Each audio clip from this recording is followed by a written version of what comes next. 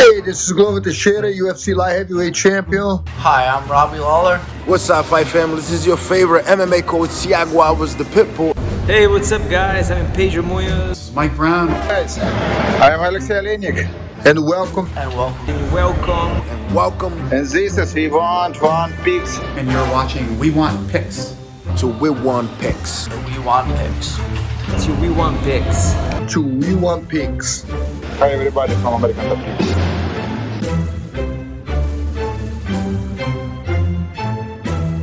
My name's Angelo, and welcome to We Want Picks. I'm going to break down the entire UFC Vegas 55 fight card. I'm going to give you my picks, my bets, and we're going to find a whole bunch of ways to make some money. And speaking of money, we give you free money. All you need to do is go to wewantpicks.com/bets, sign up with any one of our 6 betting partners, and we will send you $50 as a thank you for supporting us and them. wewantpicks.com/bets, sign up, make a deposit, and we send you $50. And this stream is brought to you by EarnU. EarnU is the world's first sports and esports prediction game, allowing you to earn crypto completely risk-free. Check it out now at earnu.io. We've got a pretty interesting fight card. It's not the greatest card in the world. It's not the worst card in the world. We've had a little bit of a lull with these fight nights, but their fights are delivering. Regardless of name value and name recognition, the fights have been delivering, and I expect this card to do the same. We've only got 11 fights, and we're going to burn through it. Before I jump in, I'm sure you hear an echo. You see the background. I am mid-move. Like, the stuff got off the truck. Half my house is under construction. I haven't set it up yet, but the show goes on, and I have to keep putting out this content. So let's jump right in. And opening up the UFC Vegas 55 fight card, we got a couple of ladies making a pretty quick turnaround. Both of them have fought within the last 8 weeks or so, and Sam Hughes has fought in the last month or so. So we have Elise Reed taking on Sam Hughes. And Elise Reed's coming off a big upset win over Corey McKenna, where she was able to showcase how talented she actually is. She's very active. She never slows down. She's got pretty good power for the weight class, and she has decent grappling and very good cardio as well. Sam Hughes is a good striker, and she's pretty big for this weight class. She's aggressive, but also hittable. She has almost a negative 2-1 striking differential, and she's coming off her own upset win over Estela Nunes, where she was able to showcase her grappling. She was able to work 2 takedowns in and more than 3.5 minutes of control time. And this fight doesn't really exist yet on any of the betting sites, so I have no idea what the odds are going to be here, but this could be a really fun fight. Both of these women are coming off career-saving fights, and both of them have no issues getting into a war. It's a hard fight to call because of their last fights. And if I didn't see their last fights, I would have picked Elise here. No problem. I wouldn't have even thought about it. Bang. Elise wins this fight. But we just watched Sam Hughes work in grappling, and she really showed how well-rounded she was. And Elise was taken down 4 times in 2 fights, and I think that's honestly the difference here. So if Sam comes out, if Sam does what she did in her last fight, I think she wins this fight. Forward pressure, high volume, and takedowns. I'm going to go Sam Hughes here, but honestly, this is a pretty close fight. And if you remember, last time I was screaming, Elise Reed is better than people think she is, and she looked good. And Sam Hughes, better than people think she is, and she looked good in her last win as well. But Sam Hughes is the pick here literally because of the takedown she was able to use in that last fight. And then we have a weird matchup here. We have Chase Hooper taking on Felipe Colares. Chase Hooper is like the physical incarnation of a pet peeve of mine. If you've been watching me long enough, you've been watching this channel long enough, me, Jacob, doing these breakdowns, you know that I hate BJJ guys who have no wrestling. I cannot stand it. I will never understand how somebody can be so dangerous on the ground. Their best path to victory is on the ground, and they literally have no skills to get it to the ground. It makes no sense to me. It drives me absolutely nuts. Chase Hooper is that guy. He's got very slick BJJ, but only 18% takedown accuracy, and he has no get-up game if he is taken down. His striking is not very good, but it's definitely improving. He is a young prospect, but I do think he was exposed in his last fight against Steve Peterson. Steve Peterson came forward, pressured him, and Chase just has no answer. If he can't create those weird jiu-jitsu scrambles, he's got nothing to offer. Felipe Colares is a BJJ black belt who also does not have very good striking. He does have decent cardio, though. He's incredibly tough, and he just never quits. And thank God he's so tough, because if you look at these stats, they tell a scary story on the feet. Felipe gets hit almost 5 times for every 2 strikes that he lands. His path to victory is also grappling, but just like Chase, he has a miserable takedown accuracy of only 21%. And statistically, these guys are almost carbon copies of each other. Very good grapplers, less than stellar striking, and miserable takedowns. But they're not the same fighter. Felipe is a dog. He'll continue to press forward no matter what is happening in that fight, no matter which way that fight is going. And Chase Hooper, we saw in his last fight that if you stay in his face, you can really put him into some trouble. And I like Felipe in this fight a lot. Even though his takedowns are not great, he does average almost 2 per fight because he just sticks with them. And even though he has a negative striking differential, he has some power and he will mix it up on his feet. I like Felipe to win this fight just on sheer determination and will. I'm not worried about Hooper's BJJ because Felipe has his own black belt and Chase relies on tricks, right? It's not fundamentally knee on belly, work to mount, work to side. He's not working through the steps. He relies on tricks and scrambles, and he's got sort of a very modern BJJ, but he just lost to Renato Moicano in a BJJ match because of traditional, fundamentally sound versus young and aggressive BJJ, and the fundamentally sound had no problem with it. That's Felipe Colares. I think Felipe Colares will have no issues with Chase's jiu-jitsu, and I like him to win this fight. Then we have Jonathan Martinez, and he's taking on Vince Morales. Jonathan Martinez is a very well-rounded guy. He has nice technical striking and slick BJJ. He has a Muay Thai striking style with really nice kicks that he uses to control range. On the ground, he's very slick and can absolutely snatch something up. He does not go to his wrestling often, but when he does, it really opens up his hands, and he wins those fights by KO. He has power, he has submissions, and when he works in takedowns, it really gets people guessing. Vince Morales is a decent striker with okay boxing, but he makes up for any of those technical gaps with forward pressure and volume. He's always moving and always working something. He has legit power in his hands, but he does tend to go to it often, and he can fizzle out if he doesn't find that finish. He's coming off a great knockout over a very durable Luis Smolka. And before that, he had a nice win over Draco Rodriguez, where he got his one and only takedown in the UFC. And the odds makers just love Jonathan Martinez here. He is almost a 2-1 favorite. And that has me worried because if we look at his last fight against Alejandro Perez, I think he looked terrible. He was basically only kicking, so no punches. He was just kicking the entire fight. And while he did have success with those kicks, anytime Perez got into the pocket, Perez won those exchanges, and he even knocked Jonathan Martinez down. And Jonathan Martinez just seems to crumble under that heavy pressure. And Vince Morales got in there. He can pressure people, and he can really push that kind of pace. So it's really tricky because I like Vince Morales' style against Jonathan Martinez, but I do think Jonathan Martinez is the better fighter, the more well-rounded fighter. But Vince is stupid tough. He'll get in his face, and he's just going to come forward no matter what. But I do think, I really want to pick Vince Morales as an underdog here. But I think this fight's going to look exactly like Jonathan Martinez's last fight. I think he's going to be able to squeak out a win. He's going to be in some trouble.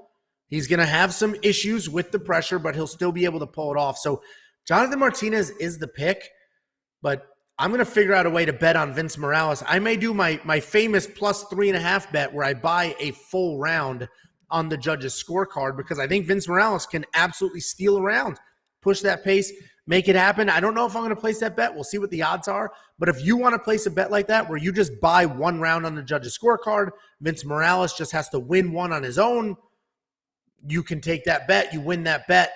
And you're only going to get it at weontpicks.com/bets. We have 6 betting partners. BetOnline is the only partner that offers that bet. So if you think Vince Morales wins a round on the judges' scorecard, that's a great bet. You buy a second round, and then you hit the bet.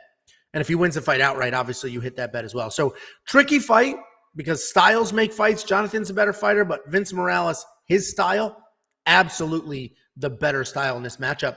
And now we've got Omar Morales taking on Uros Medic. We got two strikers here.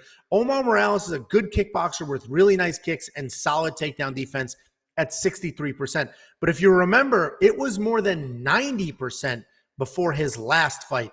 He's very strong and he likes to come forward. But it's interesting because he doesn't just like charge forward. He just ends all of his combinations with a forward step. And before you know it, he's walked you down, he's holding center, or he has you against the cage.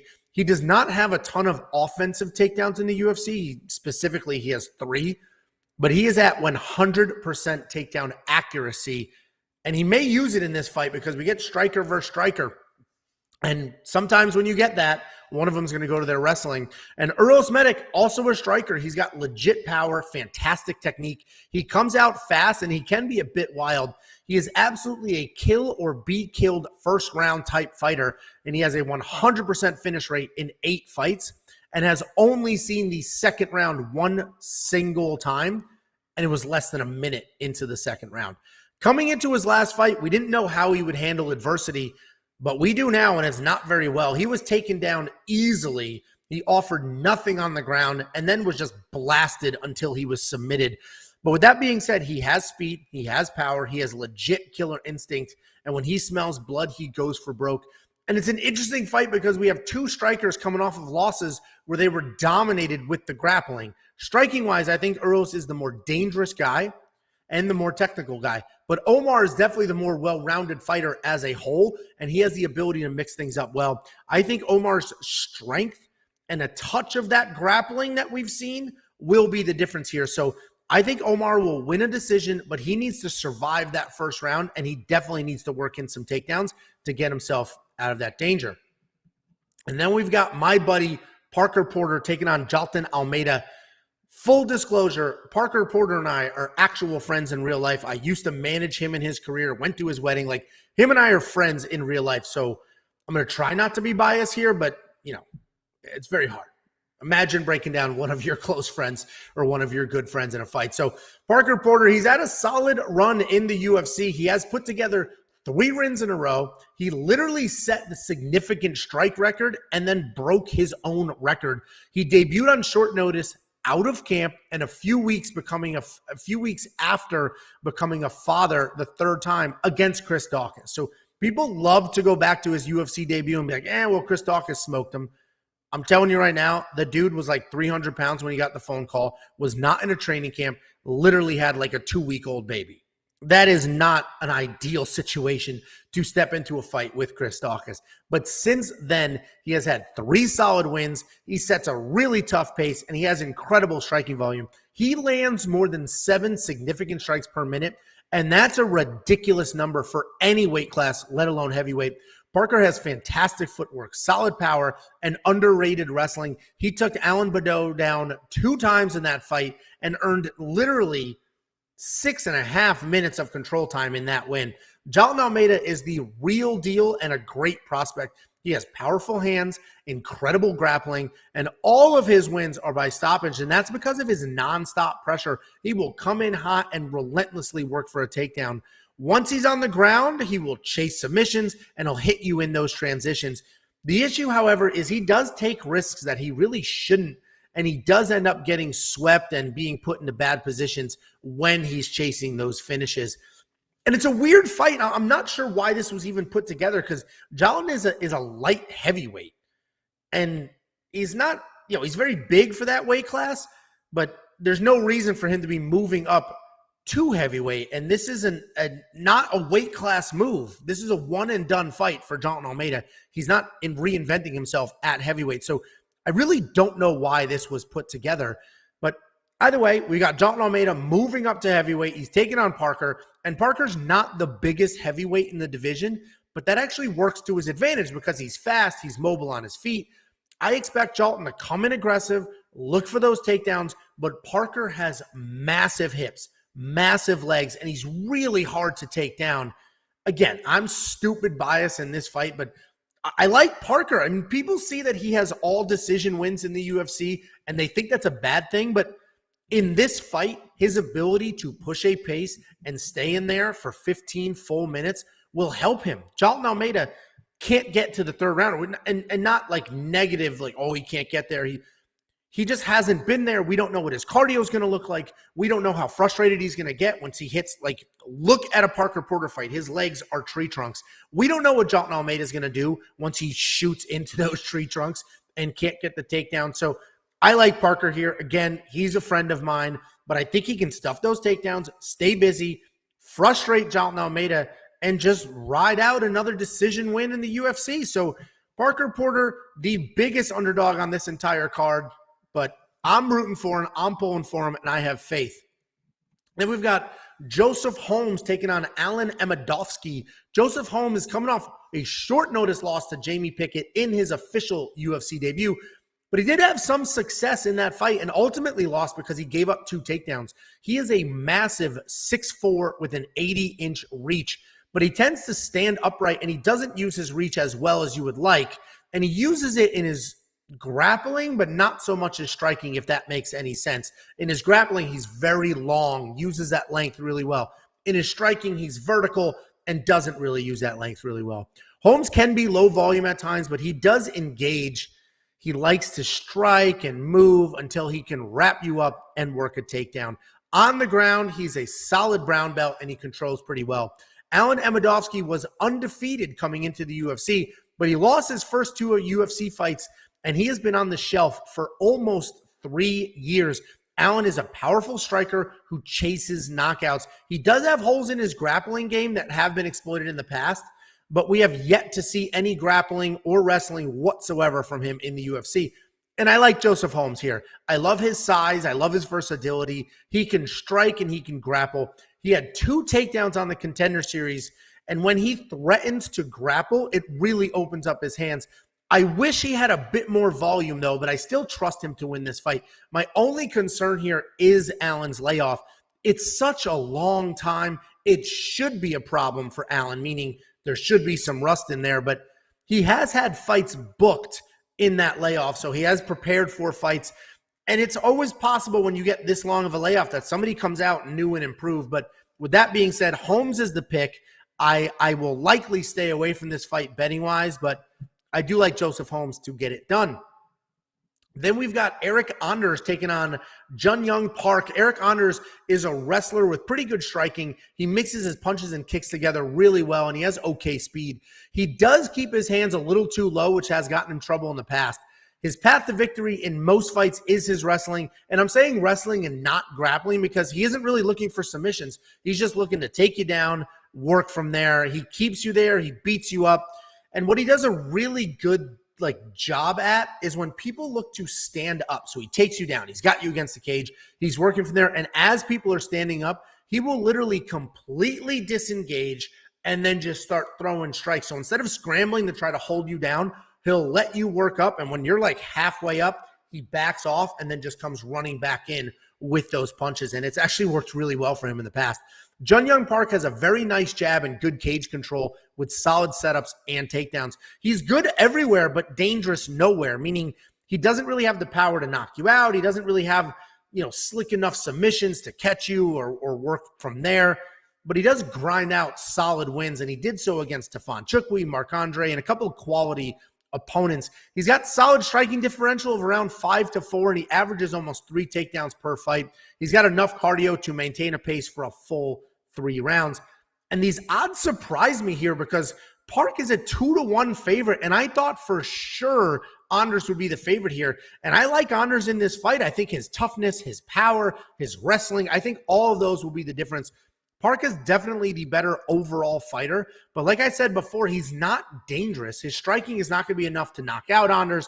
His BJJ isn't going to be enough to submit him. And the only path I really see for Park is if he's able to get his wrestling going and he can ride out this fight on top. But even then, he doesn't have normal takedowns. He relies on trips. He relies on pressure. And I don't think that's going to work here. So I'm on the Anders side. And honestly, I think he's a perfect, when you're this big of an underdog, he's a perfect +3.5 bet. Again, all he needs to do is win one single round on the judge's scorecard. I buy 3.5 points from the bookie. And then if Eryk Anders either wins the fight outright or wins one single round, I get paid. You're only going to get that at BetOnline. Go to wewantpicks.com/bets. Click in BetOnline, sign up, make a deposit. I'll send you $50 as a thank you for supporting us and our partners. Then we have a battle. Jacob is going to drool, and this is a thirst trap fight for Jacob. We got Polyana Viana taking on Tabatha Ricci. Two grapplers here. We got Polyana Viana. She's a solid grappler with okay hands, but a very dangerous ground game. She's got 3 wins in the UFC. All 3 are by submission, but she's absolutely finish or bust. She's either winning by submission or likely losing a decision. She sets a hard pace, but she does struggle with takedowns. She has only a 33% takedown accuracy and oftentimes relies on her opponents to get the fight to the ground. Tabatha Ricci is a very good grappler who's always looking for submissions, but doesn't sacrifice positions for that chase. She's very heavy on top with good pressure and control. She will ground and pound while on top, which creates the scramble and then opens up her opponents for the submission. She made her UFC debut against Manon Fiorot on short notice, which was a really rough go, but that was at 125 pounds. Her natural weight class is 115 pounds. And once she got back to that weight class in her last fight, she had a beautiful win over Maria Oliveira where she had 5 takedowns. I expected the odds to have Viana as a favorite because of the UFC experience and the insane amount of stoppage wins she has, but the bookies were sharp on this one. Ricci's a slight favorite. I completely agree with that. She's got solid forward pressure, and she goes to her takedowns often. I trust her to wrestle like crazy and cruise, do a decision win. We don't have DraftKings pricing as the time of filming this, but Tabatha Ricci will be in my DraftKings lineup with the amount of takedowns that she gets in a fight. Then we've got the always dangerous Chidi Njokuani taking on Dusko Todorovic. Chidi Njokuani is a very good striker with speed, power, and solid distance control. He's not a high-volume guy, but he sticks and moves really well. His feet are never in the same place for very long, and people have a hard time getting to him. If you're able to get inside that reach and work your way to his legs, you can have some solid success with takedowns and grappling, but I cannot stress enough how powerful and how dangerous Chidi Njokuani is. Dusko Todorovic is a pretty well-rounded guy. He's a technical striker with power, and he has takedowns with BJJ offense to round him out. His last fight against Maki Pitolo was a perfect fight to showcase just how well-rounded he is. He doubled Maki strikes, he got a takedown, and ultimately the finish. He's a high-volume guy who he averages almost 6 significant strikes per minute, but there are definitely questions about his chin, and we're going to get some answers in this fight. Both of these guys are well-rounded, but Dusko definitely goes to his wrestling and grappling more often than Chidi does. And in fact, we've never seen Chidi work a takedown in the UFC, but we have seen him defend a bunch. He has a solid 78% takedown defense, insane power in his hands, and I really like him in this fight. So Chidi's definitely the pick, and you guys know that I like to avoid very specific prop bets. I like the safety net ones that I always talk about, but Chidi Njokuani to win inside the distance is probably a pretty safe prop bet in this fight, and you'll get some decent odds on that. And then we have a really fun co-main event. We've got Santiago Ponzinibbio taking on Michel Pereira. Santiago Ponzinibbio is a very good striker who likes to stay out of the pocket. He doesn't mix in kicks very well, or definitely not as well as Michel Pereira does, but he has very clean striking and perfect range. He keeps people at the end of his punches, and he's one of the few people who uses range and reach like almost perfectly. He doesn't have a ton of raw power, but he has great volume, and he works TKOs because of that volume and because of his pressure. Michel Pereira is a capoeira fighter. He's got flashy kicks, spins, punches, but he seems to be maturing and tightening all of those things up. I'm actually shocked every time that I see he's so young. He's only 28 years old. It feels like Michel Pereira is 35 with the amount of experience that he's had. And if you've been following his career, you can definitely see him maturing as a fighter. He's unbelievably talented, and he still has a touch of crazy, but it doesn't define him anymore. And he seems to have taken care of any of his cardio issues. He's got 3 decision wins in a row, and sort of reinforcing the fact that he has cardio now. He's a solid grappler, tons of power, and great speed. And this is a really tough fight to call because Ponzinibbio is a very talented guy with solid range control. But I think Pereira is a little better everywhere. He's got more power in his strikes, more versatility in his striking technique, 100% takedown defense. And finally, his cardio can keep him at a 15-minute pace. Ponzinibbio will have the better range control, but I don't think it's going to matter here. So I like Pereira to win his 4th decision in 5 fights and his 5th fight in a row. So Michel Pereira is definitely the pick here, but Ponzinibbio is very, very talented. And that takes us to the main event of the evening. We have the return of Holly Holm, and she's taking on Ketlen Vieira. Holly Holm, she's coming back after more than a year and a half away from the cage. But my read on her is going to be the same. I'm not going to factor in the layoff at all.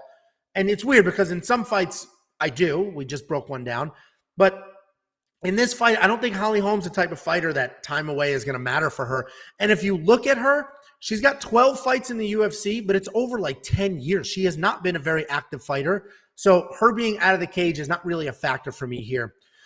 She's an insanely talented boxer who has a ton of patience, and she's beaten some of the best people in the world. She is 40 years old at this point, but I don't know if age matters with her style because she's always been technical. She's got an impressive striking differential considering who she's fought and how long she's been fighting. And age would matter if she relied on her chin, right? Because your chin is the first thing to go as you age out, but that's not her style. She's never leaned on her chin. She sticks and moves really well, and she really has the amazing ability to turn full-blown MMA fights into kickboxing matches. And she's got a 76% takedown defense, and she has the ability to keep it on her feet, turn it into a kickboxing match, and take over from there. Ketlen Vieira is a powerful come-forward striker with solid takedowns and top work. She marches forward, throws heavy, looks to tie you up, and then she'll trip you or Uchimata from there. If you don't know what an Uchimata is, it's basically a whizzer, and you throw your hips in and pull them over. It's a jiu-jitsu, judo type grappling technique there. And once she gets on top, she keeps control, she pressures, she pounds away. She's not incredibly fast, she's not incredibly athletic, but she's just so big, so strong, fundamentally sound, and really pounds away. And Holly Holm, she's the former bantamweight champion of the world. She actually lost her title to Miesha Tate, and I was all over Ketlen Vieira in her last fight to beat Miesha Tate. But Holly Holm is not Miesha Tate. And I like Holly to win here. I think Holly does exactly what she always does. She stays on the outside, picks her shots well, defends the takedowns, and I think it's a pretty straightforward decision win for her. Ketlen is big, and she can look to use her size, but I just don't see her getting the win. For the most part, the way that you beat Holly Holm is you outstrike her, right? You're the more technical striker, the more dangerous striker. That's how Shevchenko beat her, Germaine de Randamie. You may not love Germaine de Randamie, but she was a former, first of all, the first UFC champion at this weight class. Second of all, a world champion kickboxer. So she was able to beat Holly, and Cyborg was also able to beat Holly. I like Ketlen's pressure, but she does have a negative striking differential, and her charging forward, I think, is just going to play into Holly's counter striking. So Holly Holm is the pick. A year and a half away from the cage might be a factor. I don't think it will. Bet-wise, listen, I think Holly Holm by decision is a clean, clear, easy bet. Ketlen might win a couple of rounds. I don't think so, so I'm probably not going to do a plus 5.5 bet, but Holly Holm by decision is probably the best bet in this fight. And guys, let me know your picks below. Join our free Discord. We have a Discord. It costs you nothing. None of our content costs you money. Join the Discord, like, subscribe, do all those things. And don't forget, if you want $50 for free, go to wewantpicks.com/bets. Sign up with any one of our 6 betting partners, make a deposit, and we send you $50 as a thank you.